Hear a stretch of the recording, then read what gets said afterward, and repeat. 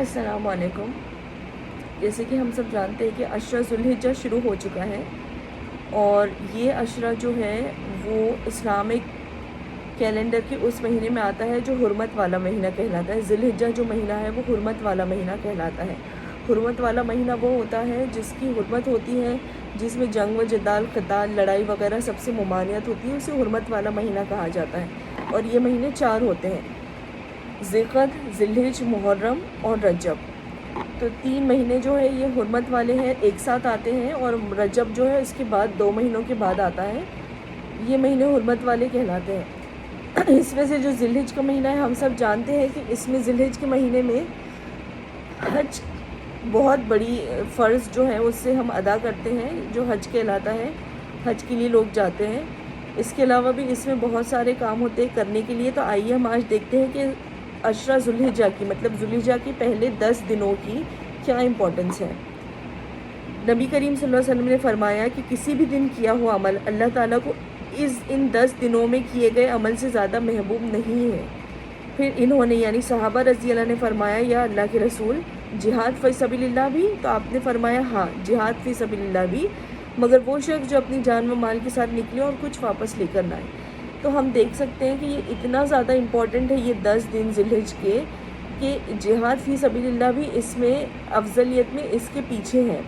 لیکن رمضان کے مقابلہ اگر آپ اس سے کریں گے تو آپ رمضان کا مقابلہ نہیں کر سکتے، کیونکہ رمضان کی جو آخری 10 راتیں ہیں وہ مستحکم ہے، اور اس کا ایک اپنی بڑی فضیلت ہے۔ اس کے رمضان کے بعد اگر کسی کی فضیلت ہے تو ذی الحجہ کے ان 10 دنوں کی ہے، شروعات کی۔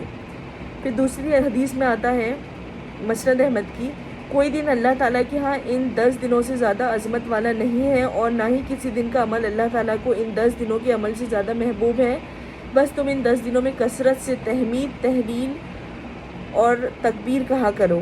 تہلیل ہوتا ہے لا الہ الا اللہ، تکبیر ہوتا ہے اللہ اکبر، اور تحمید ہوتا ہے الحمدللہ۔ مسند احمد 4546۔ تو ہم دیکھ سکتے ہیں کہ اس کی کتنی زیادہ فضیلت ہے۔ قرآن شریف میں بھی اس کی فضیلت کے لحاظ سے آتا ہے، والفجر ولیالین عشر، سورہ فجر کی آیت نمبر 1 اور 2، قسم فجر کی اور 10 راتوں کی۔ تو اکثر مفسرین کا کہنا ہے کہ جو یہاں پر جو لیالین عشر 10 راتوں کا ذکر ہوا ہے، یہ ذوالحجہ کے شروع کے 10 دنوں کا ذکر ہو رہا ہے۔ اسی طرح سورہ حج کی 28ویں آیت میں آتا ہے، وَيَذْكُرُ اسْمَ اللَّهِ فِي أَيَّامٍ مَّعْلُومَاتٍ، اور معلوم دنوں میں اللہ کا نام یاد کیا کرو۔ تو یہ ابن عباس رضی اللہ عنہ سے مروی ہے کہ انہوں نے کہا کہ ان معلوم دنوں سے مراد ہے عشرہ ذوالحجہ کے 10 دن۔ تو ہم دیکھ سکتے ہیں کہ عشرہ ذوالحجہ کی کتنی اہمیت ہے، کہ قرآن میں بھی اس کا ذکر آیا ہے کچھ مفسرین کے اکارڈنگلی۔ پھر اس میں سے جو 90 دن ہوتا ہے، جو عرفے کا دن کہلاتا ہے، جس میں جو حج کرتے ہیں وہ لوگ عرفے کے لیے جاتے ہیں، عرفے میں دن گزارتے ہیں، اسے کہتے ہیں عرفہ کا دن۔ اس کے تعلق سے یہ حدیث آتی ہے کہ کوئی دن ایسا نہیں جس میں اللہ تعالیٰ عرفات کے دن سے زیادہ لوگوں کو جہنم سے آزاد کرتا ہے۔ صحیح مسلم 3288۔ تو یہ عرفے کے دن کی فضیلت ہوئی۔ یوم النحر یعنی قربانی کے دن کی فضیلت بھی سن لیجئے۔ اللہ تعالیٰ کے نزدیک رسول اللہ صلی اللہ علیہ وسلم کا فرمان ہے کہ اللہ کے نزدیک سب سے فضیلت والے دن یوم النحر قربانی کا دن، اور یوم الفر یعنی 11 ذی الحجہ قیام منی ہے۔ صحیح سنن ابن ماجہ 2811۔ تو میں نے آپ کو یہ ابھی تک حدیثیں سنائی ہیں کہ یہ حدیثیں جو ہے اور قرآن شریف کی آیت کے ذی الحجہ کے 10 دن کتنے زیادہ امپورٹنٹ ہوتے ہیں۔ آئیے ہم دیکھتے ہیں کہ اس میں ہم کیا کیا کام کر سکتے ہیں۔ ان دنوں کو ویسٹ نہیں کرنا چاہیے، جیسے کہتے ہیں نا رمضان کے آخری 10 عشرے کو ویسٹ نہیں کرنا چاہیے، اور اس میں اہتمام کرنا چاہیے، خاص عبادتیں کرنی چاہیے۔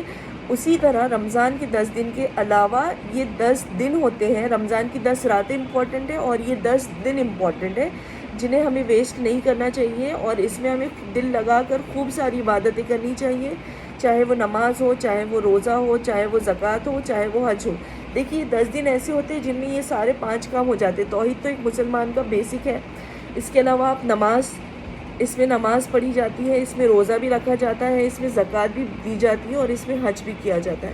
اب آپ کہیں گے زکوٰۃ تو ہم رمضان میں دیتے ہیں، لیکن نفل صدقات جو ہے ہمیں ان 10 دنوں میں کثرت سے کرنے چاہیے۔ نماز سے ریلیٹڈ ہمیں کیا کیا اہتمام کرنا چاہیے؟ ایک تو نماز کو اول وقت میں پڑھنا چاہیے، خشوع و خضوع کے ساتھ پڑھنا چاہیے، با جماعت پڑھنا چاہیے۔ مردوں کو ہر رکعت میں مختلف سورے پڑھے، اور خاص طور پہ اشراق، چاشت اور تہجد جیسی نفل نمازوں کا پورا اہتمام کرے۔ پھر روزے سے ریلیٹڈ ہے کہ 9 ذی الحجہ کا روزہ جو ہے، عرفات کے دن کا جو روزہ ہوتا ہے، اس کے تعلق سے حدیث میں آتا ہے کہ امید ہے کہ عرفے کا روزہ رکھنا گزشتہ اور آئندہ سال کے تمام گناہوں کا کفارہ بن جائے گا۔ صحیح مسلم میں آتا ہے یہ۔ تو اتنی فضیلت ہے کہ آپ کے آنے والے 1 سال اور گزرے ہوئے پچھلے 1 سال کے گناہ، ہاں کہا جاتا ہے کہ صغیرہ گناہوں کی بات ہو رہی ہے، لیکن گناہ تو گناہ ہے، جو بھی گناہ آپ کے ایکسپیٹ ہوتے ہیں اچھا ہے، تو گناہ جھڑ جاتے ہیں۔ پھر 9 ذی الحجہ کا روزہ رکھنا ہے۔ اس کے بعد آپ زیادہ سے زیادہ نفل روزے جس کو شوق ہے وہ ان 10 دنوں میں رکھ سکتے ہیں۔ پیر اور جمعرات کا روزہ آپ اس عشرے میں رکھیے۔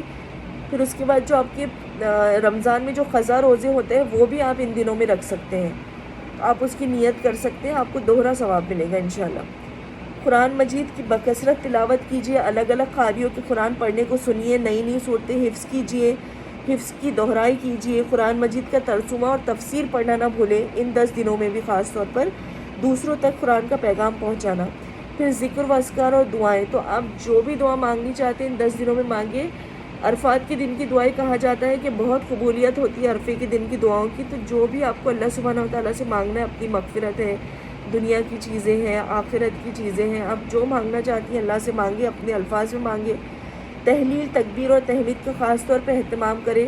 یہ میں آپ کو آگے بتاؤں گی کہ تحلیل، تحمید اور تکبیرات کون سی ہے جو ہمارے صحابہ رضی اللہ عنہ سے ثابت ہے اور وہ پڑھا کرتے تھے۔ استغفار اور ذکر کی کثرت کریں، درود شریف کی کثرت کریں، مقبول اور دعائیں مانگیں، اللہ سے مقبول اوقات میں دعائیں مانگیں۔ خصوصاً عرفے کے دن کی دعا کو قبولیت کا خاص شرف حاصل ہے۔ نئی دعائیں یا اذکار کرنا نہ بھولیں۔ آتے ہیں صدقہ اور خیرات کی طرف، تو یاد رکھیں کہ اس دنوں میں ایک پینی کیوں نہیں ہوتی ہو، ایک چھوٹی سی پینی، آپ 10 روپے خرچ کریں لیکن نفل صدقے کے طور پر آپ لوگوں کو دیں۔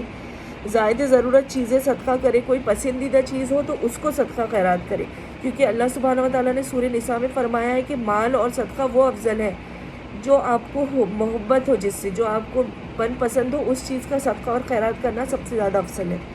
والدین، بیوی، بچوں اور عزیز و اقارب پر خرچ کرنا بھی صدقہ ہوتا ہے۔ خدمت خلق کرے، رشتہ داروں کے ساتھ صلہ رحمی کرے، جن سے آپ کے تعلقات قطع تعلق کی ہو چکی ہیں ان سے بات کرے، انہیں یہ کہے کہ السلام علیکم آپ کیسے ہیں، ایک ٹیکسٹ میسج بھیجے۔ دوریوں کو دور کرے رشتہ داروں سے، اگر آپ کی ناراضگی چل رہی ہے کسی سے تو اسے ختم کر دیں۔ پڑوسیوں کی خبر گیری کرے کہ ان کے پاس کھانا ہے، پینا ہے، ان کے پاس ضرورت زندگی کا سامان ہے یا نہیں ہے۔ دین کی تعلیم کی تبلیغ کرے، اجتماعی بھلائی کاموں میں حصہ لے۔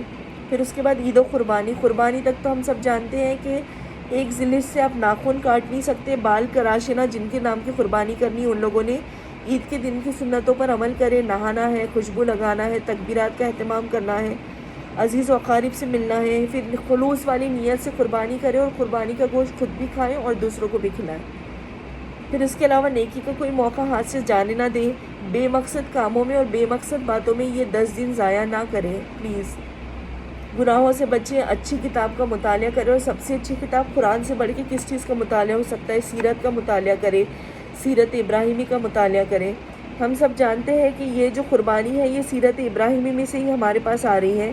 ابراہیم علیہ السلام سے جیسے اللہ سبحانہ و تعالیٰ نے ایک بہت بڑی آزمائش لی تھی کہ ان کو بڑھاپے میں ایک اولاد دی تھی، اور جب وہ ان کے کندھے سے کندھا ملانے کے قابل ہوئی تو کہا کہ اسے قربان کر دو، سبحان اللہ، اور وہ اس قربانی میں، وہ اس امتحان میں کامیاب بھی ہوئے، دونوں باپ اور بیٹے ماشاءاللہ۔ تو اللہ کو یہ سنت اتنی پسند آئی کہ اللہ نے اسے سنت نبوی میں، امت نبوی میں ایک سنت بنا دیا ہم لوگوں کے لیے۔